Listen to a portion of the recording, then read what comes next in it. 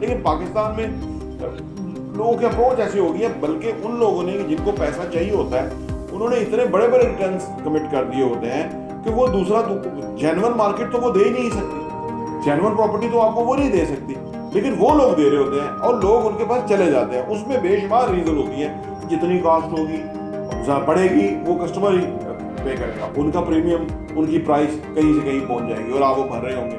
और आप असल में वो आपकी साइकी से खेलते हैं, दिमाग से खेलते हैं ना, यानी वो 2 की कैपेसिटी है 4 खोल बैठा है, उसको खौफ ये है कि कल को प्लाट नहीं मिलेंगे, महंगे हो जाएंगे तो अभी मैं ले लूं। इसके अंदर उसने लोगों के साथ जो है वो ज्यादती कर दी, इंसाफ नहीं कर सका।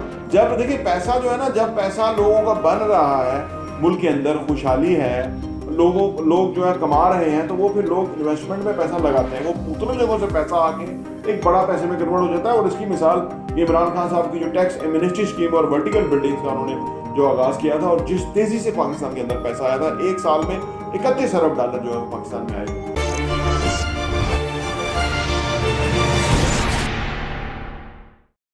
बिस्मिल्लाहिर्रहमानिर्रहीम, अस्सलाम वालेकुम रहमतुल्लाहि व बरकातुहू। मेरा नाम अहमद वकील है, आप देख रहे हैं प्रॉपर्टी विजन टीवी। अक्सर लोग हमसे पूछते रहते हैं कि जी हमने इन्वेस्ट किया, हमारा पैसा ग्रो नहीं किया, या वो कहते हैं जी हम इन्वेस्ट करें तो खुदा ना खास्ता हमारा पैसा ना फंस जाए, नुकसान ना हो जाए, और कुछ कहते हैं जी हमारा हो चुका है। अच्छा, ये वजूहात क्या होती हैं? जो भी कारोबार है, इन्वेस्टमेंट है, जहाँ भी है, वो नफ़ा नुकसान तो है, लेकिन वो नफ़ा नुकसान इस तरह होना कि जैसे आजकल है कि सप्लाई बहुत है और डिमांड नहीं है, तो थोड़ा सा वेट करना पड़ेगा कि भाई मार्केट थोड़ी बेहतरी की तरफ चले जाए। इलेक्शन हुए उसके बाद होना था बेहतरी, कोई इतनी ज़्यादा नहीं हुई, लेकिन होप की जाती है कि होगी, क्योंकि हर वक्त अगर बेहतरी और तेज़ी रहे तो फिर तो सारे लोग अपने काम छोड़ के इन्वेस्टमेंट, रियल एस्टेट के अंदर इन्वेस्टमेंट में आ जाए। यहाँ थोड़ा वेट करना पड़ता है। इसमें एडवांटेज इन्वेस्टर के लिए होता है कि चीज़ें उनको उनकी रीच में आ जाती हैं, या एंड यूज़र के लिए होता है कि वो चीज़ खरीद सकते हैं। अगर बहुत तेज़ी होगी तो चीज़ें बहुत ऊपर चली जाएगी, तो वो किसी को फ़ायदा, थोड़े लोगों को फ़ायदा होगा, ज़्यादा लोगों का कम फ़ायदा होगा। तो इसलिए अब जो भी क्वालिफाई करेगा वो प्रॉपर्टी खरीदेगा। लेकिन असल में नुकसान क्यों होता है और कैसे होता है, पैसा कैसे फंसता है, ये सारी वजूहात क्या है, आइए इस पे बात करते हैं।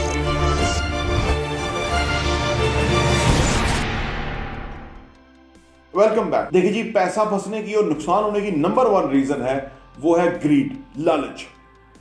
अगर आप इन्वेस्टमेंट के काम के अंदर लालच में मुब्तला हो जाएंगे, बल्कि आप होते नहीं है, आपको लालच दिया जाता है। हमने देखा है कि लोग कहते हैं नहीं जी वो तो इतना मिल रहा है, जी वो तो इतना मिल रहा है, यानी इतना फायदा हो रहा है उसके ऊपर। जो आप बता रहे हैं कि जी 50%, 60%, 70% साल में जो प्रॉफिट होगा, ये कम है। हालांकि दुनिया भर में अगर इन्वेस्टमेंट पोर्टफोलियोज के अंदर अगर जाके देखें तो 20-30% प्रॉफिट बहुत ज़्यादा प्रॉफिट है, ठीक है ना। लेकिन पाकिस्तान में लोगों की अप्रोच ऐसी हो गई है, बल्कि उन लोगों ने जिनको पैसा चाहिए होता है उन्होंने इतने बड़े बड़े रिटर्न्स कमिट कर दिए होते हैं कि वो दूसरा जेन्युइन मार्केट तो वो दे ही नहीं सकती, जेन्युइन प्रॉपर्टी तो आपको वो नहीं दे सकती, लेकिन वो लोग दे रहे होते हैं और लोग उनके पास चले जाते हैं। उसमें बेशुमार रीजन होती है, या तो लोगों को अपना जानने वाले होते हैं, या बीच में ऐसे लोग होते हैं जो उनको मोटिवेट करते हैं कि हाँ जी बेहतरीन है, आप कर दें। उसके बाद वो फंस जाते हैं, एतबार में ही फंसते हैं। देखिए, अननोन बंदे पे तो एतबार ही नहीं होता ना, एतबार बीच में उन्होंने डाले होते हैं ऐसे लोग जो एतबार क्रिएट करते हैं। और सबसे बड़ी वो करते क्या है, आपके लालच को कैश करते हैं। इंसान का जो ग्रीड है, लालच है, ये इंसान को जो है वो कब्र तक ले जाता है, कुफर तक ले जाता है। ये बड़ा खतरनाक है। लालच होता है, लेकिन उसको कंट्रोल में रखना चाहिए।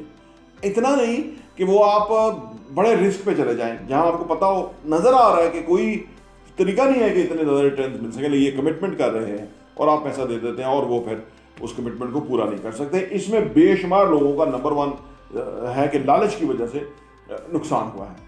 नंबर 2 ये है कि जी not understanding the investment opportunity properly. देखें, कोई भी इन्वेस्टमेंट अपॉर्चुनिटी, उसकी कैलकुलेशन रिक्वायर्ड है, उसकी प्राइसिंग रिक्वायर्ड है, लोकेशन रिक्वायर्ड है, प्रोजेक्ट की प्रोग्रेस जो पेस है वो रिक्वायर्ड है, कंपनी कौन सी कर रही है ये पता लगना चाहिए, सोसाइटी लीगल है, जगह सही है, वहां आने वाले टाइम में क्या स्कोप होगा, वगैरह वगैरह। ये बहुत सारे पॉइंट्स चेक करने चाहिए इन्वेस्टमेंट करने में।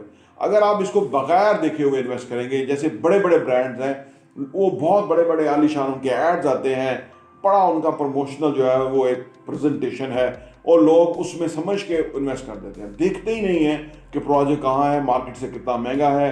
सिर्फ ब्रांड नेम होने की वजह से वो इतना पैसा वो जो प्रीमियम भर रहे होते हैं, और कल को वो कंपनियां, उनके तो 200-200 प्रोजेक्ट चल रहे हैं और उनको तो समझ भी नहीं है कि कौन सा प्रोजेक्ट कहाँ रुका है, और उनके लिए तो कस्टमर का प्रॉब्लम भी कोई नहीं है, बिकॉज वो बहुत प्रमोशनल एक्टिविटी करते हैं, चीज़ को इस तरह से प्रोजेक्ट करते हैं कि वो लगता है कि यार ये हम मिस नहीं करना चाहिए, क्योंकि वो उनके पास प्रोफेशनल कंपनीज हैं जो इस तरह से उसकी प्रेजेंटेशन बनाती हैं। हम आपके सामने सिंपल सादा बिल्डिंग के बाद खड़े होकर हम आपको बता देते हैं कि ये चीज़ है और इस तरह से, क्योंकि इसके अंदर कोई मार्केटिंग कॉस्ट इन्वॉल्व नहीं होती। जितनी कॉस्ट होगी बढ़ेगी वो कस्टमर ही पे करेगा, उनका प्रीमियम, उनकी प्राइस कहीं से कहीं पहुंच जाएगी और आप वो भर रहे होंगे, और आप असल में वो आपकी साइकी से खेलते हैं, दिमाग से खेलते हैं ना, क्योंकि आप कहते हैं कि ये बस ऑथेंटिक प्रोजेक्ट है, क्योंकि इस मास स्केल पे, इस बड़े लेवल पे प्रोजेक्ट हो रहा है, तो उसका मतलब है कि ये बेहतरीन ही होगा। उसमें लोग डिटेल डिस्कस ही नहीं करते, तो ये भी बहुत बड़ी रीज़न है उनके लॉस होने की, या उनका पैसा खोने की, या उनका पैसा फंसने की, और उसके ऊपर फिर बाद में वो रियलाइज करते हैं कि ये वो कैसे उन्होंने इन्वेस्ट कर दिया। नंबर 3 ये है कि जी इन्वेस्ट इन दोज प्रोजेक्ट्स के कंपनी का जो एक अपना कैपेसिटी है वो नहीं है, वो ज़्यादा प्रोजेक्ट खोल गए हैं, यानी उनके पास कैश फ्लो ही नहीं है उतने प्रोजेक्ट को फीड करने का और टाइमली एग्जीक्यूट करने का। वो कैश 22 के अंदर है, 2 प्रोजेक्ट के पैसे हैं, 4 प्रोजेक्ट शुरू कर बैठे हैं, यानी 2 के साथ तो नाइंसाफी होगी, ऐसे साल प्रोजेक्ट डिले हो जाते हैं। इसी वजह से जो इन्वेस्टमेंट जिन्होंने की उन बेचारों को प्रॉफिट नहीं जुड़ता, क्योंकि उन्होंने जो कमिटमेंट की थी और अगर टाइमली शुरू कर देते तो बिल्डिंग की कोई अच्छी स्टेज आ जाती तो उसके ऊपर उनका प्रॉफिट आ जाता। तो लोग 6-6 महीने साल इंतजार करते रहते हैं और वो प्रोजेक्ट कहीं हिल ही नहीं रहा, वो नीचे ग्राउंड में ही है, इससे उनका प्रॉफिट नहीं गेन होता। ये बड़ा प्रॉब्लम है, और इस वजह से भी लोग जो ना, प्रोजेक्ट ठीक है, लोकेशन ठीक है, लोग भी ठीक है, लेकिन लालच के अंदर लोग मुब्तला हो गए। यहाँ पहले तो ये मैंने बताया कि लोग खुद इन्वेस्ट करने वाला लालच के अंदर है, यहाँ बिल्डर लालच के अंदर है, यानी वो 2 की कैपेसिटी है, 4 खोल बैठा है, उसको खौफ ये है कि कल को प्लाट नहीं मिलेंगे, महंगे हो जाएंगे, तो अभी मैं ले लूँ। इसके अंदर उसने लोगों के साथ जो है वो ज्यादती कर दी, इंसाफ नहीं कर सका। ये भी एक बहुत बड़ी वजह है कि लोगों का पैसा ग्रो नहीं करता, और ऐसी जगह पे इन्वेस्ट करना मसला होता है कि कंपनी के प्रोजेक्ट ज़्यादा हैं और हर प्रोजेक्ट जो है वो किसी स्टेज पे है, और उसके अंदर पैसा शॉर्ट है। अगर पैसा ज़्यादा होगा तो वो टाइमली ग्रो भी कर जाएगा।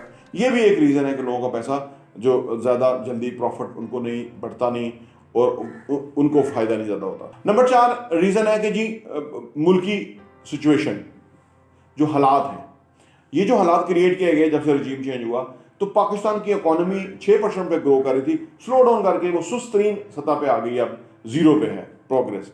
अब क्या होता है कि जब तरक्की नहीं हो रही, लोगों के जेबों में पैसा नहीं आ रहा, वो पैसा जो है ना, वो इनकम जो है ना वो नई लोगों की बन रही, तो वो तरक्की सुकड़ गई। जैसे ही हुकूमत ने की, शहबाज शरीफ की जो हुकूमत आई 16 महीनों की, महंगाई कहाँ कर दी, पैसा डिवैल्यू हो गया, IMF को सही तरह से डील नहीं कर सके, मुल्क का बहुत बड़ा नुकसान किया।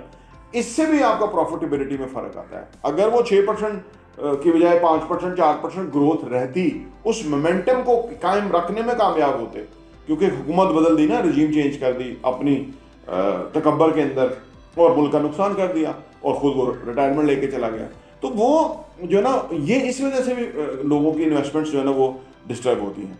जब देखिए पैसा जो है ना, जब पैसा लोगों का बन रहा है, मुल्क के अंदर खुशहाली है, लोग जो है कमा रहे हैं, तो वो फिर लोग इन्वेस्टमेंट में पैसा लगाते हैं, वो मुख्तलिफ जगहों से पैसा आके एक बड़ा पैसे में कन्वर्ट हो जाता है। और इसकी मिसाल ये इमरान खान साहब की जो टैक्स एमनेस्टी स्कीम और वर्टिकल बिल्डिंग्स का उन्होंने जो आगाज़ किया था, और जिस तेज़ी से पाकिस्तान के अंदर पैसा आया था, एक साल में 31 अरब डॉलर जो है वो पाकिस्तान में आए थे।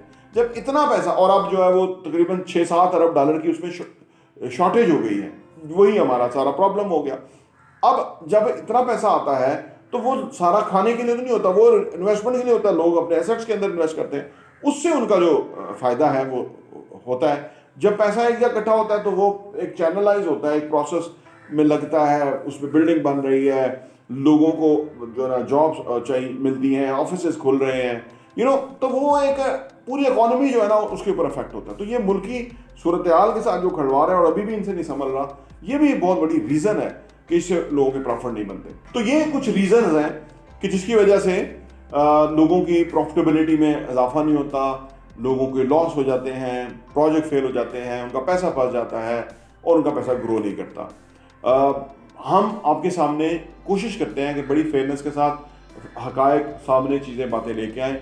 इसमें आपकी जो कोई कमेंट हो, जो आपकी राय हो, उसका हम बड़ा एहतराम करते हैं, या आपका कोई सवाल हो वो ज़रूर हमें मेंशन कीजिए, इंशाल्लाह ताला हम उसका आंसर आपको देंगे।